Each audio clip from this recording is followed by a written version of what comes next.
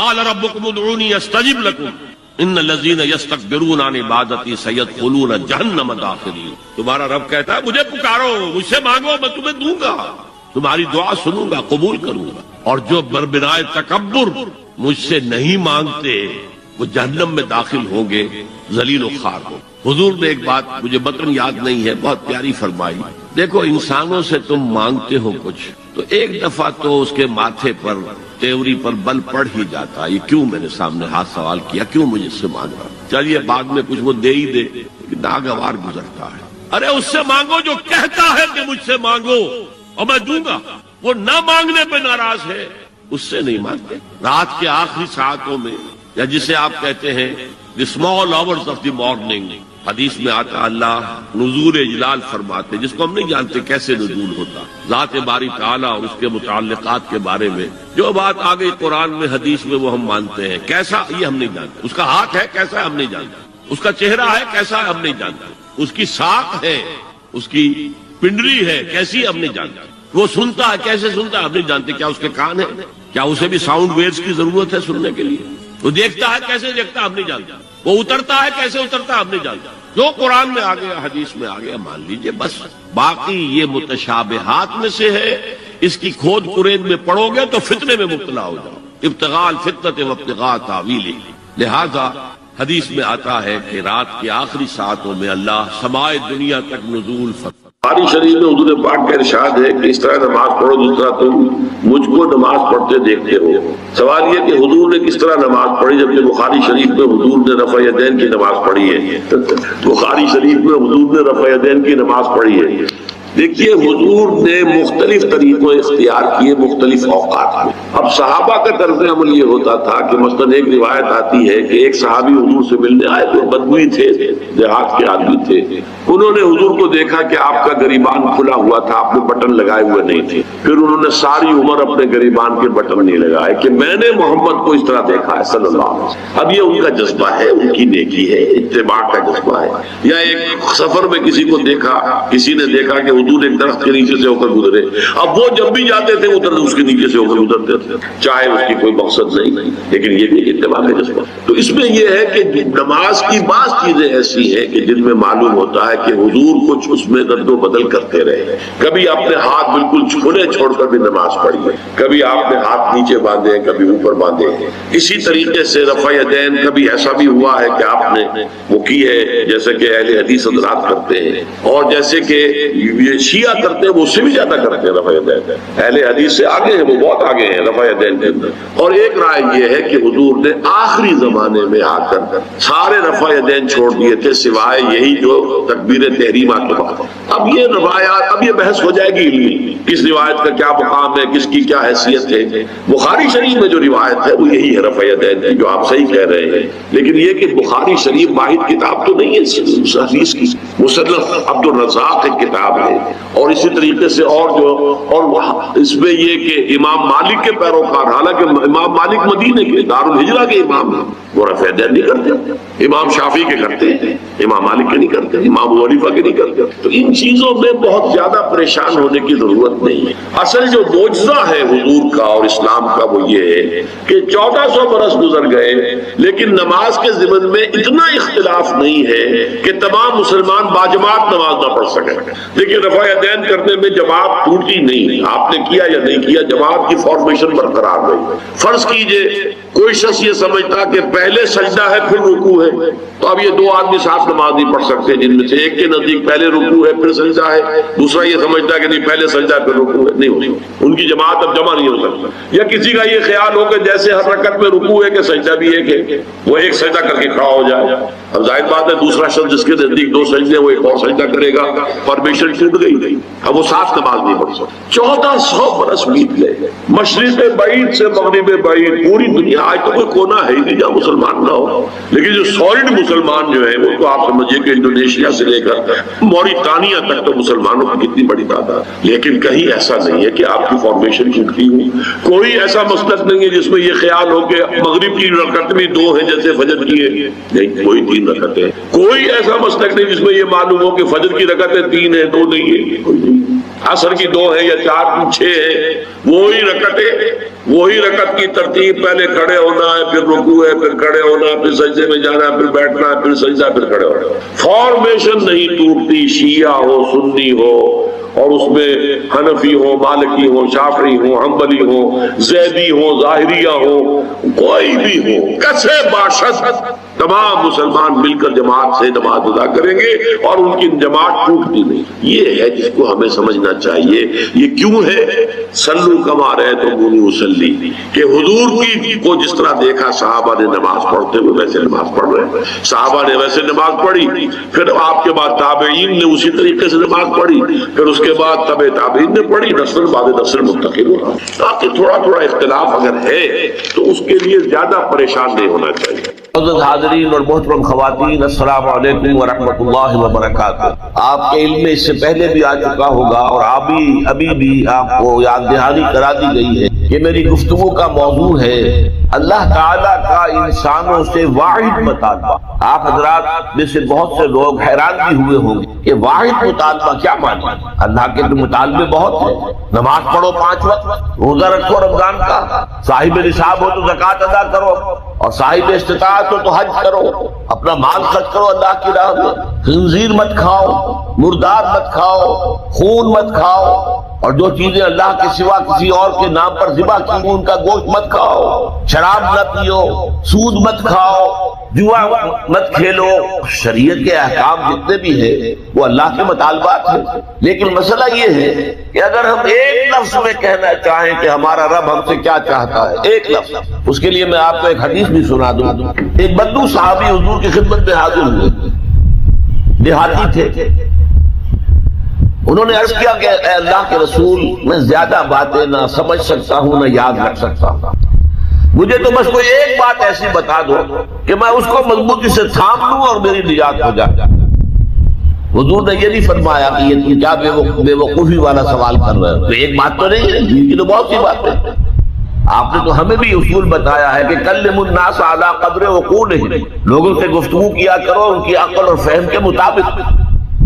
لہذا آپ نے جواب دیا قل آمنت باللہ ثم استقم، بات ختم، کہو میں ایمان لایا اللہ پر، پھر اس پر جم جاؤ۔ اب یہ کہنا تو آسان ہے میں اللہ پر ایمان لایا، لیکن جم جانا ثم استقم، اس استقامت میں قیامت مثبت۔ اسی طرح ایک لفظ میں اگر آپ اللہ تعالیٰ کے تمام احکام کو جمع کرنا چاہیں تو وہ لفظ عبادت۔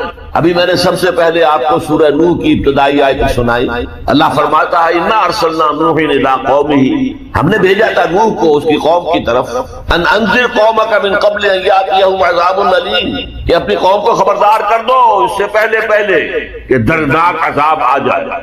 اس حکم پر عمل کرتے ہوئے حضرت نوح نے کیا کہا؟ یا قوم اعبدوا اللہ واتقوہ واطیعون، اے میری قوم کے لوگوں اللہ کی عبادت کرو، اس کا تقوی اختیار کرو اور میری اطاعت کرو۔ تو آپ نے دیکھا ہوگا کہ مکی صورتوں میں، سورہ اعراف میں، سورہ یونس میں، سورہ شعراء میں بار بار اولو العزم رسول جو ہے اللہ کے، حضرت نوح علیہ السلام، حضرت ہود علیہ السلام، حضرت صالح علیہ السلام، حضرت لوط علیہ السلام، حضرت شعیب علیہ السلام، حضرت ابراہیم علیہ السلام، حضرت موسیٰ علیہ السلام، حضرت عیسیٰ علیہ السلام، ان سب کی دعوت ایک ہے، یا قوم اعبدوا اللہ ما لکم من الہ غیرہ، اے میری قوم کے لوگوں اللہ کی عبادت کرو، اس کے سوا تمہارا کوئی معبود نہیں ہے۔ کہیں الفاظ آتے ہیں یا قوم اعبدوا اللہ واطیعون، اے میری قوم کے لوگوں اللہ کی عبادت کرو اور میری اطاعت کرو۔ تو ایک لفظ اگر ہے تو عبادت، اسی لیے میں نے آپ کو تیسری آیت سنائی سورہ زاریات، وما خلقت الجن والانس الا لیعبدون، میں نے جنوں اور انسانوں کو نہیں پیدا کیا مگر صرف اس لیے کہ میری عبادت کرے۔ گویا کہ غرض تخلیق آدم، انسانوں کی تخلیق کا مقصد یہ ہے کہ وہ اللہ کی عبادت کرے۔ کس قدر اہم لفظ ہے۔ اسی کے لیے اس کی ترجمانی کرتے ہوئے کہا تھا شیخ سعدی رحمۃ اللہ علیہ نے، زندگی آمد برائے بندگی، زندگی بے بندگی شرمندگی۔ یہ میں آپ کو بتاؤں گا کہ عبادت کا سب سے بڑا حصہ جو ہے بندگی ہے، غلامی ہے، اطاعت۔ تو انسان کا مقصد ہے تخلیق عبادت، البتہ اس میں جو بات سمجھنے کی ہے وہ یہ ہے عبادت ہمہ تنگ، ہمہ وقت، ہمہ وجوہ درکار ہے۔ اللہ کی بندگی، اللہ کی غلامی، اللہ کی عبادت، اس کا تقاضا کیا ہے؟ ہر وقت، ہر آن، ہر لحظہ، ہر معاملے میں اللہ کا حکم، اس لیے کہ عبد کہتے تھے غلام کو، آج کل غلامی کا وہ تصور نے کہیں نہیں، غلام اپنے آقا کی ملکیت ہوتا تھا، غلام کو جب چاہے آقا قتل کر دیتا تھا، اس پر کوئی مقدمہ نہیں تھا، نہ 302 کا، نہ 303 کا، نہ 304 کا، کوئی مقدمہ نہیں، بالکل ایسے جیسے آپ کی بکری ہو، آپ اس کو ذبح کریں، گوشت کھائیں، بانٹیں اپنے دوستوں، تو کوئی آپ سے پوچھ سکتا ہے بکری کیوں ذبح کی؟ اسی طرح آقا جو ہے اپنے غلام کو اگر ذبح کرتا تھا تو کوئی اس سے نہیں پوچھتا تھا تم نے کیوں کیا، اس لیے کہ میرا غلام ہے، میرا غلام تھا، میں نے اس کو ذبح کر دیا۔ اچھا، آج ہمارے ذہن میں سب سے بڑا نقشہ آتا ہے ملازم کا، کہ ملازم جو ہے جس نے ملازم رکھا ہے، امپلائر اور امپلائی ریلیشن شپ کیا ہے، زیادہ سے زیادہ وہی ہمارے سامنے آتا ہے، لیکن اس میں آپ نوٹ کریں گے کہ ملازم ہمہ وقت نہیں ہوتا، اس کی ملازمت کا وقت مقرر ہے، پہرہ دار ہے 12 گھنٹے پہرہ دے گا رات کو، اس کے بعد جا کے سوئے گا، اگر وہ کھانا پکانے والا ہے کھانا پکائے گا، کوئی اور کام آپ نہیں کہہ سکتے، آپ کہیں جا کے میرا ٹوائلٹ صاف کراؤ، وہ صاف کہہ دے گا جناب میں آپ کا خانسامہ ہوں، میں آپ کا کھانا پکانے کی ملازم ہوا ہوں، ٹوائلٹ صاف کرنے کے لیے یہ ملازم جو ہے یہ ہمہ وقت نہیں، یہ ہمہ جہت نہیں ہے، ہمہ تن نہیں ہے، لیکن غلام جو ہوتا تھا، غلام کسی وقت بھی کار نہیں کر سکتا، رات کو 12-1 بجے آقا حکم دے وہ اس کو پورا کرنا ہوگا، جو حکم دے پورا کرنا ہوگا، لہذا اس غلامی کا تصور یہ عبد سے بنا عبادت، جیسے بندہ، فارسی میں عبد کا لفظ کیا ہے؟ بندہ، بندہ و آقا، تمیز بندہ و آقا فساد آدمیت ہے، لیکن وہ بندہ جو ہے جس سے بندگی بن، میں نے ابھی آپ کو شعر سنا دیا، زندگی آمد برائے بندگی، زندگی بے بندگی شرمندگی، تمہیں تو پیدا ہی کیا گیا اس لیے کہ ہماری عبادت کرو، تمہارا مقصد تخلیق یہ ہے کہ ہماری عبادت کرو، تو یہ عبادت ہے ہمہ تن، ہمہ وقت، ہمہ وجوہ، اللہ کی اطاعت، اللہ کی غلامی، اللہ کی بندگی۔ بدقسمتی سے ہمارے ہاں تصور، ہمارا جب زوال شروع ہوا ہے تو یہ کوئی 2-4 صدی کی بات نہیں ہے، 1000 سال سے ہمارا زوال زوال زوال زوال زوال چلا، اس زوال میں ہمارے مفہوم بدل گئے، ہمارے معنی بدل گئے، الفاظ کے، اصطلاحات کا مفہوم تبدیل ہو گیا ہے، اب ہم کیا سمجھتے ہیں عبادت ہے نماز روزہ حج و زکات، بس یہ عبادت ہے، اور عبادت بہت غلط بات ہے۔ سوچئے اگر عبادت یہی ہے نماز روزہ، تو کیا ہم 24 گھنٹے نماز پڑھتے ہیں؟ اللہ نے کہا میں نے پیدا ہی کیا عبادت کے لیے، تو کیا 24 گھنٹے روزہ رکھتے ہیں؟ کیا 12 مہینے روزہ رکھتے ہیں؟ کیا ہر وقت 24 گھنٹے نماز پڑھتے ہیں؟ نہیں، یہ نماز روزہ زکات حج عبادات تو ہیں، وہ اصل عبادت ہے بندگی، اطاعت، غلامی، جو ہمہ وقت ہے، ہول ٹائم، ہمہ جہت، ہمہ وجوہ اللہ کی۔ البتہ اس میں ایک چیز کا اضافہ ہے، اطاعت مجبوراً بھی ہوتی ہے۔ آج سے 60 سال پہلے انگریز حکمران تھا ہم پر، ہمیں اس کی اطاعت کرنی پڑتی، لیکن ہمیں انگریز سے محبت تو نہیں تھی۔ اسی طرح بنی اسرائیل غلام تھے آل فرعون کے، حکم تو مانتے تھے، بیگار میں پکڑے جاتے تھے، کام کرتے تھے، جانے بھی دیتے تھے، لیکن وہ فرعون سے محبت تو نہیں کرتے تھے۔ لہذا عبادت جب اللہ کی ہوگی وہ صرف اطاعت نہیں ہوگی بلکہ محبت کے ساتھ اطاعت کی جائے، ہمہ وقت، ہمہ تن، ہمہ وجوہ، انتہائی درجے اللہ سے محبت۔ یہی وجہ ہے کہ 2 بڑی عظیم شخصیت ہیں، امام ابن تیمیہ اور حافظ ابن قیم رحمۃ اللہ علیہما، ان دونوں نے جو ڈیفینیشن کی ہے، ہاؤ ٹو ڈیفائن عبادت، عبادت ہے کیا، تو حافظ ابن قیم کہتے ہیں العبادت تجمع اصلین، 2 چیزوں کو جمع کرنے سے عبادت، غایت الحب غایت الذل والخضوع، حد درجے میں اللہ سے محبت کر اور حد درجے میں اس کے سامنے جو فرمان ہو حد۔ البتہ عبادت کا وہ ہے اطاعت، جیسے میرا یہ 2.5 منٹ، اس کی اصل حقیقت وہ جان ہے، وہ جان نہ ہو تو جلد از جلد نہلا کے دھلا کے کفن پہنا کے قبر میں اتار دیں کہ کہیں خواہ جسم جو ہے جل پھڑنا، اصل سے جان ہے، جان تو نظر نہیں آتی، نظر تو جسم، لہذا اطاعت کا جو جسم ہے وہ ہے عبادت کا جسم ہے اطاعت، وہ نظر آتا ہے۔ اللہ کا حکم ہے نماز پڑھو، نظر آتا ہے، اللہ کا حکم ہے روزہ رکھو، ہم نے روزہ رکھا تو سامنے ہم کو معلوم ہو گیا کہ اللہ کا حکم ہے زکات دو تو ہم زکات دیں تو پتہ چلتا ہے کہ اللہ کا حکم ہے کہ اگر صاحب استطاعت ہو تو حج کا نظر آتا ہے کیا، لیکن عبادت کا حد درجے کی محبت شامل، الا لا ایمان لمن لا محبت له، الا لا ایمان لمن لا محبت، الا لا ایمان لمن لا محبت له، یہ محبت نہیں ہے اس کا کوئی، محبت اللہ کی نمبر 1 اور محبت اس کے رسول کی نمبر 2۔ قال ربكم ادعوني استجب لكم ان الذين يستكبرون عن عبادتي سيدخلون جہنم داخل، تمہارا رب کہتا ہے مجھے پکارو، مجھ سے مانگو، میں تمہیں دوں گا، تمہاری دعا سنوں گا، قبول کروں، اور جو بربنائے تکبر مجھ سے نہیں مانگتے وہ جہنم میں داخل ہوں گے ذلیل و خار ہو۔ حضور نے ایک بات مجھے متن یاد نہیں ہے بہت پیاری فرمائی، دیکھو انسانوں سے تم مانگتے ہو کچھ تو ایک دفعہ تو اس کے ماتھے پر تیوری پر بل پڑ ہی جاتا، یہ کیوں میں نے سامنے ہاتھ سوال کیا، کیوں مجھے سے مانگ، چلیے بعد میں کچھ وہ دے ہی دے کہ ناگوار گزر۔ ارے اس سے مانگو جو کہتا ہے کہ مجھ سے مانگو اور میں دوں گا، وہ نہ مانگنے پہ ناراض ہے اس سے نہیں مانگتے۔ رات کے آخری ساعتوں میں یا جسے آپ کہتے ہیں the small hours of the morning، حدیث میں آتا اللہ نزول اجلال فرماتے، جس کو ہم نہیں جانتے کیسے نزول، ذات باری تعالیٰ اور اس کے متعلقات کے بارے میں جو بات آ گئی قرآن میں حدیث میں وہ ہم مانتے ہیں، کیسا یہ ہم نہیں جانتے، اس کا ہاتھ ہے کیسا ہے ہم نہیں جانتے، اس کا چہرہ ہے کیسا ہے ہم نہیں جانتے، اس کی ساکھ ہے، اس کی پنڈلی ہے کیسی ہم نہیں جانتے۔ اب یہ جوڑا ہے سورہ مدثر اور مزمل، اور یہاں سے آگے تمام صورتیں اب جوڑوں کی شکل میں آئیں گی۔ یہ ہے 73ویں صورت، تو 28 صورتیں ابھی جو ہے وہ موجود ہیں، اور اس کی اور پھر 14 اور، تو گویا کہ 35 صورتیں جو ہیں، کیونکہ 114 ہے کل صورتیں، یہ جتنی بھی آئیں گی اب 36 صورتیں، یہ سب کی سب جو ہیں یہ جوڑوں کی شکل میں۔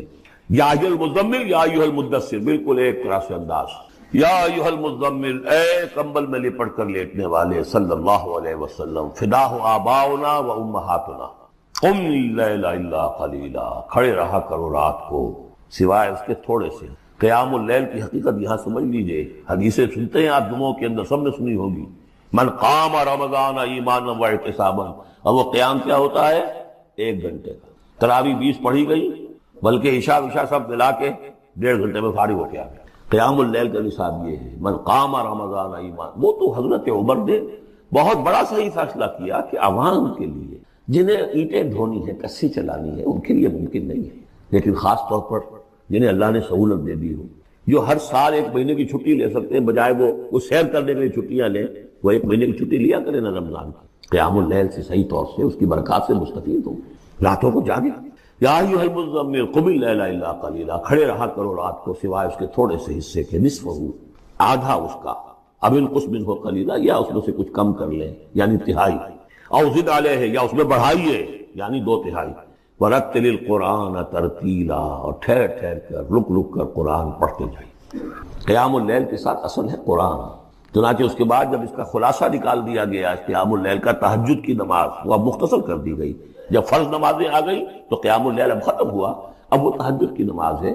وَمِنَ اللَّيْلِ فَتَہجد بِهِ، اس قرآن کے ساتھ تہجد، یہ نہیں کہ وہ تو یاد ہی نہیں قرآن، تو چند صورتیں ہیں وہ 8 رکعتیں پڑھی اور پھر بیٹھ گئے کسی اور طرح کے ذکر میں، وہ تہجد نہیں ہے، قرآن کے ساتھ اس کے لیے قرآن یاد کرو۔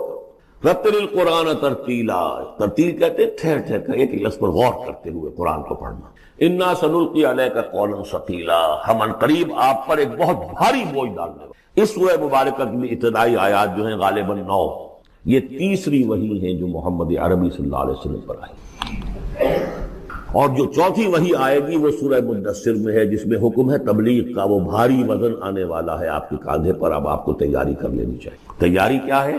اگرچہ آپ پہلے سے معراج انسانیت پر فائز ہیں، تاہم اس بار نبوت اور کار رسالت کی ذمہ داریاں اٹھانے کے لیے ابھی آپ کو کچھ اور ریاضت کرنی پڑے گی۔ راتوں کو کھڑے رہے، قرآن کو اپنے اندر جذب کرے۔ ان ناشئۃ اللیل ہی اشد وطئا واقوم قیلا، یقیناً رات کا یہ جاگنا یہی تو ہے کہ جو خوب مضبوط ہے، مؤثر ہے نفس کو کچلنے میں، وہ اقوام قیلا، اور جو قول ہوتا ہے وہ بھی سیدھا ہوتا ہے، سکون ہے، اطمینان ہے، اس وقت آپ کے اور رب کے درمیان کوئی حجاب نہیں۔ ان لک فی النہار سبحا طویلا، دن کے اوقات میں تو آپ کے لیے بڑی مشقت ہے، مصروفیت ہے۔ کبھی کوئی آیا کہہ گیا یہ تو مجنون ہے، اب آپ کے دل میں کدورت ہو گئی پیدا، کچھ نہ کچھ تکدر پیدا ہو گیا۔ رات کو کچھ نہیں ہے، آپ ہے اور آپ کا رب ہے۔ وَاذْكُرِ اسْمَ رَبِّكَ وَتَبَتَّلْ إِلَيْهِ تَبْتِيلًا، اپنے رب کا نام جپا کرو اور بالکل ہر طرف سے کٹ کر اسی کے ہو جاؤ۔ تبتل اس کو کہتے ہیں، لیکن یہ کہ بے ہما اور باہما سب کے ساتھ رہو، سمجھیے اپنے آپ کو جیسے قیامت کے دن کھڑے ہونا ہے اکیلے، کوئی ساتھ نہیں آئے گا، نہ بیٹا نہ بیٹی، نہ بیوی نہ شوہر، نہ باپ نہ ماں، کچھ نہیں۔ یہ ہر شخص کی ایک انڈیویجویلٹی ہے، اس کی اپنی ایک شخصیت ہے، لیکن دعوت کے لیے، تبلیغ کے لیے آپ کو لوگوں کے ساتھ رہنا ہے، لیکن آپ کے ذہنی رشتے، توقعات، امیدیں، دوستیاں، قلبی رشتے کٹ جانے چاہیے، سب سے کٹ کر صرف اللہ کے ساتھ رہے۔ رب المشرق والمغرب، وہ تو رب ہے مشرق کا بھی مغرب کا بھی، لا الہ الا ہو، اس کے سوا کوئی معبود نہیں. فاتخذہ وکیلا، بس اسی کو پکڑ لیجئے اپنا جو ہے کارساز. واصبر علی ما یقولون واہجرہم حجرا جمیلا، اور جو کچھ یہ کہہ رہے ہیں اس پر صبر کی. یہ مجنون کہہ رہے ہیں، شاعر کہہ رہے ہیں، ساحر کہہ رہے ہیں، وہ کہہ رہے ہیں، صبر کیجیے. واہجرہم حجرا جمیلا، ان سے تعلق منقطع کیجئے لیکن خوبصورتی کے ساتھ. لٹ مار کے علیحدہ نہیں ہونا ہے، قالوا سلاما، علیحدہ بھی ہونا ہے. وَإِذَا خَاطَبَهُمُ الْجَاهِلُونَ قَالُوا سَلَامًا، خوبصورتی کے ساتھ، تاکہ آج یہ بات نہیں سن رہے تو کل دوبارہ ان سے ملنے کا موقع ہو تاکہ بات کی جا سکے. یہ بالکل ابتدائی دور کی بات ہے. پھر وہی بات آگے، ذرنی، مجھے چھوڑیے، ذرنی والمکذبین اولی النعمہ، چھوڑیے مجھے اور یہ جو جھٹلانے والے ہیں جو بڑی نعمتوں کے اندر ہم نے ان کو رکھا ہے. اولی النعمہ، ہم نے ان کو کھانے پینے کو دیا، اولاد دی، بڑی سی جائیداد دے دی. وَمَهِّلْهُمْ قَلِيلًا، اور اے نبی ذرا انہیں کچھ دیر مہلت دیجیے، جلدی نہ کیجیے. وَلَا تَعْجَلْ عَلَيْهِمْ، یہ بھی ہم پڑھ چکے ہیں، ان پر جلدی نہ کیجیے. مَهِّلْهُمْ قَلِيلًا، آخری پارے میں بھی آ جائے گا سورۃ آیت، مَهِّلْهُمْ أَمْهِلْهُمْ رویدا، تو ان کو ذرا مہلت دیجیے تھوڑی دیر کی. اِنَّا لَدَيْنَا أَنْكَالًا وَجَحِيمًا، ہمارے پاس ان کے لیے بیڑیاں ہیں، آگ ہے. وَطَعَامًا ذَا غُصَّةٍ، کھانا وہ ہے کہ جو حلق میں اٹک جائے گا، زقوم میں منہ ماریں گے. وَعَذَابًا أَلِيمًا، اور دردناک عذاب ہے. یہ جا رہے ہیں کشا کشا ادھر، لیکن یہ کہ ابھی ہمیں وہ اجل مسمى جب آئے گی اس وقت تک کے لیے ہم انہیں مہلت دیں گے، ان کی رسی دراز کریں گے. یوم ترجف الارض والجبال وکانت الجبال کثیبا مہیلا، جس دن کے کانپے گی زمین بھی اور پہاڑ بھی لرزیں گے، اور ہو جائیں گے پہاڑ جیسے ریت کے پھسلتے ہوئے تودے. جیسے آپ نے سینڈ ڈیوز دیکھے ہوں گے، وہ پھسل رہی ہے ریت ادھر سے ادھر. یہ پہاڑ کوہ ہمالیہ یہ بھی اس طرح کا تودا بن کے اور پھسل کر اور سب برابر ہو جائے گا. لا عوج فیہ ولا امتا، نہ کوئی ٹیڑھ رہے گا، نہ کوئی موڑ ہوگا، نہ کوئی اور، سیدھی چٹیل زمین. انا ارسلنا الیکم رسولا، دیکھو لوگو اے قریش، ہم نے تمہاری طرف اپنا رسول بھیج دیا ہے. شاہدن علیکم، شاہدن علیکم، جو تم پر گواہ بنے گا. یہاں تمہیں گواہی دے گا اپنے قول اور اپنے عمل سے حق کی، اور وہاں تمہارے خلاف کھڑا ہوگا، اے اللہ میں نے ان کو پہنچا دیا تھا. کما ارسلنا الی فرعون رسولا، جیسے کہ ہم نے بھیجا تھا فرعون کی طرف بھی اپنا رسول حضرت موسیٰ علیہ السلام. فعصا فرعون الرسول، تو فرعون نے بھی رسول کی یعنی حضرت موسیٰ کی معصیت کی، ان کا نافرمانی کی. فاخذناہ اخذا وبیلا، تو ہم نے پکڑ لیا اس کو بڑا وبال والی پکڑ. فکیف تتقون ان کفرتم، اب اگر تم کفر کرو گے تو تم کیسے بچ جاؤ گے. فرعون نہیں بچا، قوم نوح نہیں بچی، قوم عاد نہیں بچی، قوم سمود نہیں بچی، قوم شعیب نہیں بچی، عمورہ اور صدوم کی بستیاں نہیں بسی، تم کیسے بچ جاؤ گے. فکیف تتقون ان کفرتم یوما یجعل الولدان شیبا، اس دن جس دن کا کہ جو دن کے بوڑھوں بچوں کو بوڑھا کر دے، قیامت کا دن، اس کے شدائد، اس کی سختیاں. السماء منفطر بہ، آسمان اس کے ساتھ پھٹ پڑنے کو ہے، یعنی وہ ثقلت فی السماوات والارض، وہ کہیں باہر سے تو نہیں آئے گی وہ قیامت، وہ انہی آسمانوں اور زمین کے اندر جو ہے وہ اسی میں انہیرنٹ ہے. السماء منفطر بہ، آسمان پھٹ جائے گا. کان وعدہ مفعولا، اور اللہ کا وعدہ پورا ہو کر رہے گا. ان ہذہ تذکرہ، یقیناً یہ یاد دہانی ہے، تذکرہ ہے، نصیحت ہے. فمن شاء اتخذ الی ربہ سبیلا، تو جو کوئی بھی چاہے وہ اپنے رب کی طرف راستہ اختیار کر لے، سیدھا راستہ ہے، صراط مستقیم ہے. آج ہی بسم اللہ کرو، آج ہی توبۃ النصوح کر کے گھروں میں داخل ہو.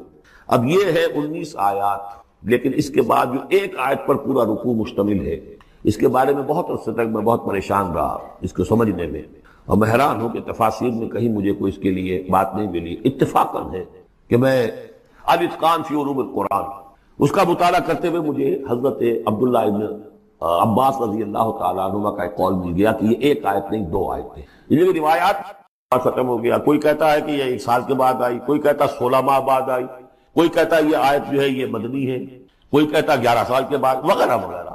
تو اس حوالے سے یہ کہ سمجھ میں نہیں آتا تھا کہ کیا مسئلہ کیا ہے، اس قدر مختلف آراء کیوں ہیں. تو سمجھ میں آیا کہ یہ 2 حصوں میں آیت نازل ہوئی ہے، لیکن اب اس کو ایک آیت شمار کریں گے جو حضور نے بتایا ہے. ان ربک یعلم انک تقوم ادنی من ثلثی اللیل ونصفہ وثلثہ وطائفۃ من الذین معک. اے نبی، آپ کا رب جو ہے جانتا ہے کہ آپ بھی کھڑے رہتے ہیں تقریباً 2/3 رات اور نصف رات اور رات کا تہائی حصہ، وطائفۃ من الذین معک، اور یہ کہ آپ کے ساتھ بھی جو جماعت ہے ان میں سے لوگ آپ کے ساتھ کھڑے رہتے ہیں. واللہ یقدر اللیل والنہار، اللہ تعالیٰ نے ہی رات اور دن کا ایک اندازہ مقرر کیا ہے. یہ مشقت زیادہ دیر نہیں جھیلی جا سکتی. لہذا علم ان لن تحصوہ، اللہ جانتا ہے، اس کے علم میں ہے کہ تم اس کی پابندی نہیں کر سکو گے. فتاب علیکم، تو اللہ نے تم پر نرمی فرمائی، شفقت فرمائی، رحمت کی نظر کی. فقرؤوا ما تیسر من القرآن، تو جتنا آسان ہوا کرے تمہارے لیے، میسر ہوا کرے، یسر آسان، اتنا رات کو پڑھ لیا کرو. عالمان سے اب یہاں یہ آیت کا پہلا حصہ ہے کہ جو میرے خیال میں 1 سال بعد یا 11 ماہ بعد نازل ہو گیا. یعنی یہ کہ اب یہ پابندی کی کم سے کم 1/3، اور یہ کہ کوشش کرو کہ آدھی یا 2/3 یہ پابندی ختم ہو، جتنا کھڑا ہو سکے آسانی کے ساتھ. فقرؤوا ما تیسر من القرآن. بقیہ حصہ جو ہے یہ میرے نزدیک بالکل ہجرت سے متصل قبل نازل ہوا ہے. وہ 11 سال والی روایت اس حصے پر ہے.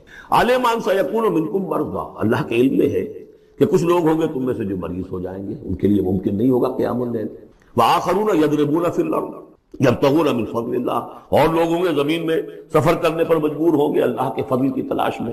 وآخرون یقاتلون فی سبیل اللہ. اب یا تو یہ حصہ مدنی ہو سکتا ہے جس میں لفظ قتال کا ذکر آ رہا ہے، یا یہ کہ بالکل ہجرت سے متصل قبل. اور لوگ ہوں گے جو اللہ کی راہ میں قتال کریں گے. جب قتال کریں گے دن بھر کی مشقتیں ہوں گی، تو اب رات بھر کھڑے رہنا، 2/3 رات کھڑے رہنا تو ان کے لیے ممکن نہیں ہوگا. فقرؤوا ما تیسر منہ، ایک تو اسی جو بھی تم کر سکو جتنا آسان ہو اتنا پڑھ لیا کرو. وَأَقِیمُوا الصَّلَاةَ وَآتُوا الزَّکَاةَ. اب نماز پنجگانہ کا حکم آ گیا ہے سن 11 میں، جبکہ معراج واقع ہوئی. قیام 5 نمازوں کا، اس کو خالی یہ گویا کہ اب بدل ہے قیام اللیل. رمضان کا معاملہ مستثنیٰ رکھ دیا. 11 مہینے وہ ہے، رمضان اس کام کے لیے ہے کہ یہ شہر رمضان الذی انزل فیہ القرآن، یہ قرآن کے ساتھ اپنے تعلق کی تجدید کا مہینہ ہے. یہاں قیام اللیل ہے، جیسا کہ آیا اس خطبے میں بھی جو حضور کا خطبہ نقل کیا ہے حضرت سلمان فارسی نے، جعل اللہ صیامہ فریضۃ وقیام لیلہ تطوعا. اللہ نے اس کا روزہ رکھنا تو فرض کر دیا، وہ تو سب رکھیں گے، مزدور ہے، اینٹ ڈوتا رکھنا ہوگا. اس لیے کہ یہی لوگ ہوں گے جنہیں جنگ میں بھی جانا پڑے گا کہ نہیں، یہ سختیاں نہیں جھیلیں گے، تیار نہیں ہوں گے، سر تو گرم چشیدہ نہیں ہوں گے تو کیسے جائیں گے. لیکن یہ ہے کہ عام لوگ رمضان کے اندر آ کر اس کو یہ کہ رات کے وقت جو ہے اس کو رکھ دیا. وجعل اللہ صیامہ فریضۃ وقیام لیلہ تطوعا، یہ آپ کی مرضی پر چھوڑ دیا، فرض نہیں. حضرت عمر نے اس کا یہ کیا کہ ایک حصہ تو ایسا کر دیا کہ کوئی بھی شخص محروم نہ رہے، چلے 1 گھنٹے کے اندر وہ تو ہر شخص ہی سن لیا کرے. لیکن ان کا سننا یہ تھا کہ حسب الخزت بدل عزت، جو بھی قاری پڑھ رہا ہے وہ سمجھ رہے ہیں. ہمارے ہاں وہ سننا ہی سننا رہ گیا، باقی سمجھ تو ہے ہی نہیں، زیرو ہے. لیکن یہ ہے جو اصل میں خرابی واقع ہوئی. ورنہ واقعہ یہ ہے کہ صرف اجتماع قرآن ان کے لیے تو بہت بڑی بات ہے. یہ ہے ایمان کو قائم رکھنے کے لیے، نیکی کی اس روح کو برقرار رکھنے کے لیے اللہ تعالیٰ کی طرف سے یہ ستون ہے. الصلاۃ عماد الدین، دین کا ستون ہے. اس بحث میں اس کا مقصد کیا ہے وہ میں نے بیان کر دیا. بعد میں کیوں آ رہا ہے؟ یعنی کہ اصل شے ہے ایمان، اور ایمان کو سپورٹ کرنے والا ستون ہے نماز. عملی نیکی میں اصل شے ہے ہمدردی، ہمدردی میں مال خرچ کرنا، اور اس کے لیے ستون ہے زکوٰۃ. کم سے کم یہ 2.5% تو نکالو، بوتل کا کارک تو کھل جائے، پھر اور بھی دو. یہ تو obligatory ہے، یہ تو فرض ہے، یہ تو لازم ہے. لیکن مقصد اس کو جو سمجھ لیا بس یہی زکوٰۃ ہی ہمارے ذمے میں ہے، وہ بڑے مبالغہ. حضور نے فرمایا صلی اللہ علیہ وسلم،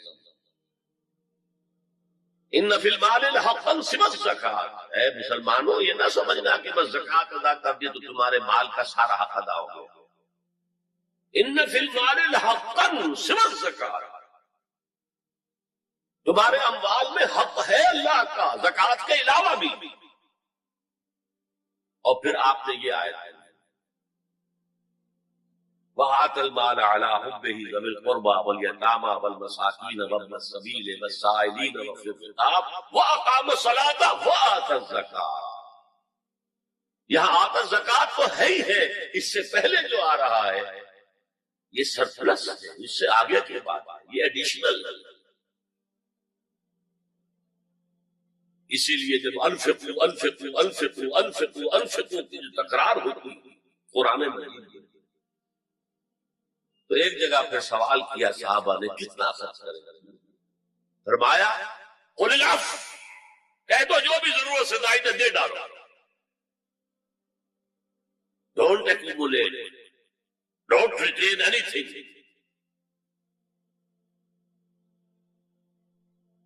ایک بات آپ سے کہوں, آپ چوک جائیں. حضور نے کبھی زکات دی؟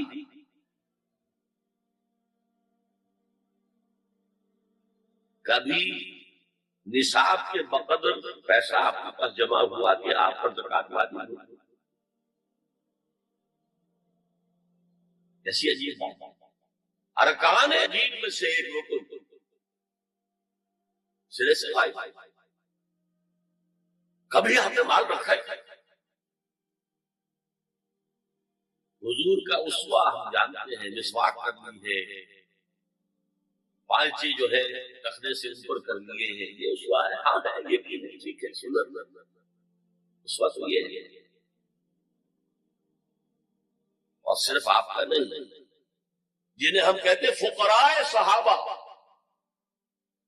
ابو ہریرہ, ابو ذر, سلمان فارسی, علی رضی اللہ تعالی عنہ اجمعین, یہ فقراء صحابہ کبھی بھی نہیں دیکھا. میں نے بتایا تھا کہ حضرت علی کی جب شادی ہو رہی تھی حضرت فاطمہ سے کوئی مکان کھائی میں کہا لے کے جائے. ایک انصاری نے ایک ہیرا دیا ہے اپنے مکان کا, اس میں حضرت فاطمہ بلا. He didn't have any home.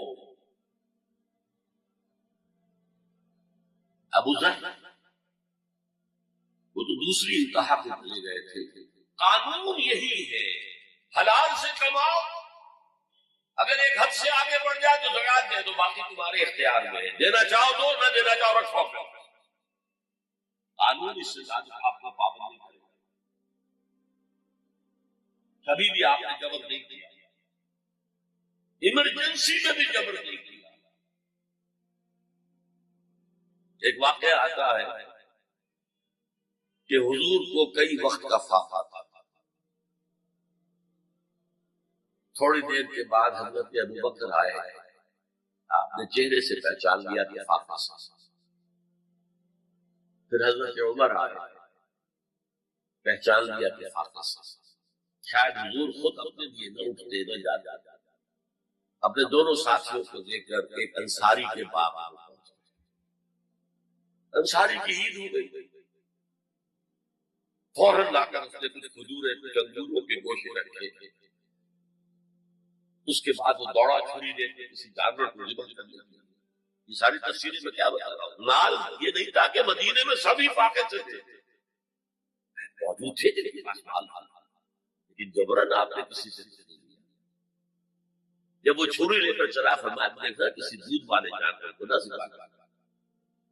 بہرحال کچھ دیر کے بعد وہ پکا کر لایا روٹی. اس کے بعد حضور نے ایک روٹی پر چند روٹیاں کہا یہ عائشہ کو دے آؤ, اسے بھی کئی وقت کا فاقہ. اور پھر حضرت عمر کو رک کر کے کہا, عمر یہ ہے وہ نعمتیں جس کا حساب دینا پڑے گا اللہ کا. وَأَمَّا بِنِعْمَةِ رَبِّكَ فَحَدِّثْ, اور یہ جو فرمایا گیا الْهَاكُمُ التَّكَاثُرُ, نعمتوں کا حساب لیا گیا. وَلَا تُسْأَلُنَّ يَوْمَئِذٍ عَنِ النَّعِيمِ, فرمایا یہ نعمت ہے. یہ ہے اصل میں انفاق کا معاملہ. آپ کے اس پر چھوڑ دیا گیا. جتنا بھی آپ میں جذبہ ہے, جتنا بھی آخرت کا یقین ہے, اتنا ہی آپ پسند کریں گے کہ آخرت کے بینک میں جمع کرائیں, یہاں کے بینکوں میں کیوں جمع کرائیں. یہاں کتنا دے دیں گے آپ کو, 10%, 20%, وہاں 700% ملتا ہے. 700% نہیں, 7,000, 700 گنا. Why to keep it in these banks? حضرت مسیح کا جو پہاڑی کا واقعہ بہت مشہور ہے, سرمن آف دا ماؤنٹ, بڑے پیارے الفاظ. میں آپ سے اپنا تعصب عرض کیے بغیر نہیں رہ سکتا. جہاں تک مواعظ کا تعلق ہے, جو حضرت مسیح کے مواعظ آئے ہیں ان سے اونچے واعظ کوئی ممکن نہیں. اسی میں یہ جملہ بھی ہے, دیکھو اپنا مال زمین پر جمع نہ کرو، جہاں چوری بھی ہوتی ہے ڈاکہ بھی پڑتا ہے، کیڑا بھی خراب ہوتا ہے، آسمان پر جمع کرو جہاں نہ چوری ہوتی، نہ ڈاکے پڑتا ہے، نہ کیڑا پڑتا ہے۔ اس لیے کہ میں تجھ سے سچ کہتا ہوں کہ جہاں تمہارا مال ہوگا وہی تمہارا دل ہوگا۔ مال یہاں ہوگا تو دل اٹکا ہوا ہوگا، اور فرشتے اس طرح گھسیٹ کر کھینچیں گے آپ کی جان کو جیسے کہ سیخ پر سے کباب کھینچا جاتا ہے۔ اگر دل وہاں لگا ہوا ہے، جس کے لاکھوں کروڑوں ڈالر سوئس بینک میں جمع ہیں، اسے کہا جائے نکل جاؤ پاکستان سے، اسے کوئی تکلیف ہوگی، نکل جاؤ فلاں ملک سے، ملک بدل کر دیتے کیا تکلیف؟ البتہ جس کا باہر کچھ نہ ہو اسے اگر دی جائے سزا، اس کی تو جان پر بن جائے گا۔ زکوٰۃ حقیقت میں ہے کیا، اس کو سمجھ لیجیے۔ زکوٰۃ کے اعتبار سے بھی شریعت اسلامی کی روح سے مال جو ہے وہ دو قسم کا ہے۔ جیسے زمین میں نے عرض کیا دو قسم کی، خراجی عشری، ایسے ہی مال باطنی، اموال باطنی، اموال ظاہری۔ کسی شخص نے گھر میں کچھ پیسہ رکھا ہوا پس انداز کر کے، یہ اموال باطنی ہے۔ کسی نے زیور رکھا ہوا ہے، چلیے سونے کی ڈلی رکھ لی ہے کسی نے، کسی برے وقت کے لیے، پتہ نہیں نوٹ جو ہے وہ تو دھیلے کے رہ جائیں، جیسے کوئی دینار ہو گیا تھا، کہیں ایسی آفت نہ آ جائے تو تھوڑا سا سونا لے کر رکھ لو۔ یہ جو گھر میں چھپا ہوا مال ہے یہ اموال باطنی ہے، ان کی زکوٰۃ اسلامی ریاست نظام خلافت زبردستی نہیں لیتی، ورنہ تو گھر گھر جا کے جامع تلاشی کرنی پڑے گی، ٹرنک کھولنے ہوں گے، تکیے ادھیڑ کر دیکھنے ہوں گے کہیں کچھ رکھا ہوا تو نہیں ہے۔ اسلام کا نظام فطرت ہے۔ اموال باطنہ میں آپ کو آزادی ہے زکوٰۃ دیں جسے چاہے دیں، آپ کا اور اپنے رب کا معاملہ ہے، وہاں حساب جا کے دے دیجیے گا۔ اموال ظاہری کی زکوٰۃ جبرن لی جائے، وہ کیا ہے؟ یہ مال ہے جو دکانوں میں ہے، اموال تجارت، یہ فیکٹریاں ہیں جن میں فنش پروڈکٹ بھی ہے، خام مال بھی ہے، یہ بھیڑ بکریوں کے گلے ہیں، ہزار ہزار بھیڑیں اور ہزار ہزار بکریاں، اونٹوں کی قطاریں، یہ ہے جو ظاہر مال ہے، سامنے ہے، کہاں چھپا کر لے جائیں گے؟ گودام بھی ہے تو وہ گھر تو نہیں ہے، گودام کی تلاشی ہو سکتی ہے، دکان کا حساب لگایا جا سکتا ہے۔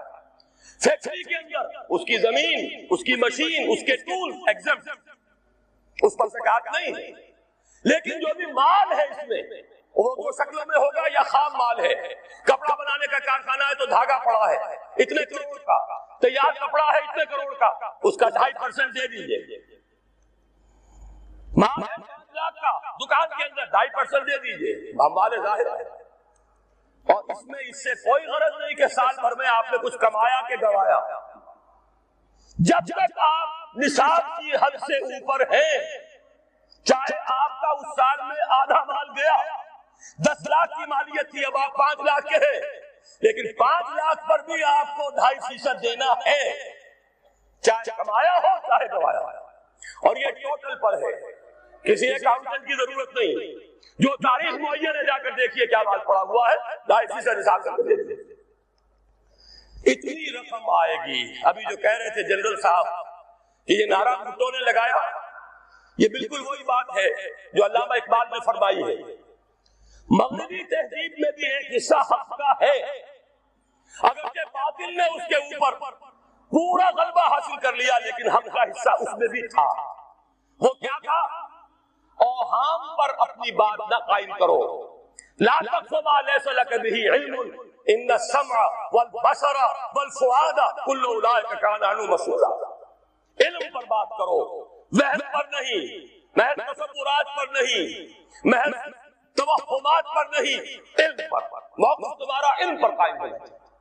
یہ بات تھی، انہوں نے لی، توہمات کو ختم کیا، کھولا زمین دیکھ، فلک دیکھ، فضا دیکھ، مشرق سے ابھرتے ہوئے سورج کو ذرا دیکھ، لہذا سائنس بڑھی، ٹیکنالوجی بڑھی، ترقی آئی۔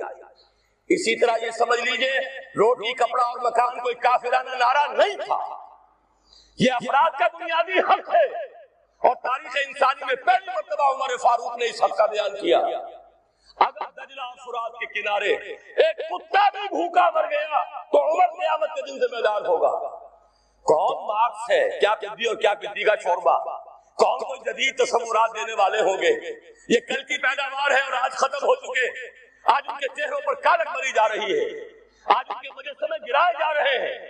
عمر فاروق کا فرمان یہ محمد کے غلام اور ایک ادنا تربیت یافتہ سپاہی کا فرمان ہے. یہ تا قیامت قائم رہے گا. ہر شہری کی بنیادی ضروریات کی کفالت ہے جو نظام خلافت کے ذمہ. اور اس میں تو جیسا کہ میں نے عرض کیا, اس میں تو حضرت عمر نے مسلمان نہیں کہا, صرف مسلمان نہیں جانوروں تک بات پہنچا دی.